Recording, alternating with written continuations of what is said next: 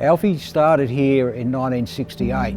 He was asked to fill in for the existing boot stutter who had health problems, and Alfie said he'd give it a go, but he wasn't sure whether he could match this guy's skills and all that. And anyway, he took it on, and to his credit, he's been the bestest long-serving boot stutter we've ever had. I found that Alfie was he was upbeat, he was a very pleasant person and positive person, but most importantly, he was very friendly.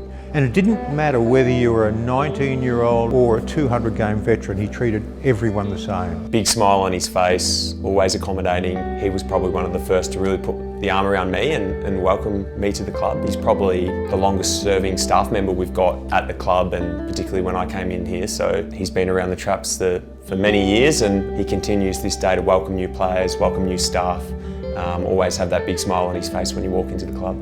Well, Alfie would have started round about 4 o'clock in the morning going into the central market. He would have been preparing his meat for sale and serving over the counter all day long, and he'd like to get away at least by 4 o'clock, 4:30 to get down here and start cleaning the boots and fixing them and doing whatever he had to do to get the team on the ground. He's willing to do the tough hours when no one's at the club to come in and dry the boots and make sure that we're ready for game day. We know the amount of work he does, and we can't appreciate it anymore. Alfie, to me, is the most giving person in this club. There's not a thing he wouldn't do for anyone. I've never heard him say no to anything. His attitude is he's always first here and he's last to leave. As we know in a lot of footy clubs, all football clubs, there's two types of people. There's givers and there's takers. Alfie's a giver. Regardless of the result, he's always there. He's always at the front door welcoming you and ready to give you a hand. So I'm so happy for him and incredibly proud to be at a football club where someone like that exists.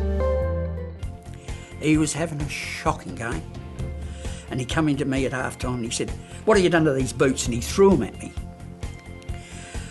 And righto, I just picked them up, took them in the room, left them for about 5 or 6 minutes, took them back to him. I said, "They're right now, Max." He went out and played a boot and he came out and he said, "Thanks very much." And didn't do nothing to them. If he didn't do anything at all to those boots, imagine what he could have done if he really tried. He saw every game of Russell's. Then he served under him when Russell was coaching. Even the statue of Russell at Adelaide Oval has got something of Alfie's in it. He asked Alfie to put a heel on his football boots and then sprig them. And if you go and have a look at them boots he's wearing in that statue, they've got heels on them. Alfie and Russell had a very good connection. They were good mates. Russell used to come in very early to start work here, and he'd sit down with us and have a bit of a laugh. And he used to call Alfie Three Decks because his last name was Trebilcock. If you think back on Russell, whenever he spoke of someone that he liked, he always had a smile on his face. Well, rest assured that every time he spoke about Alfie, he had a broad smile on his face.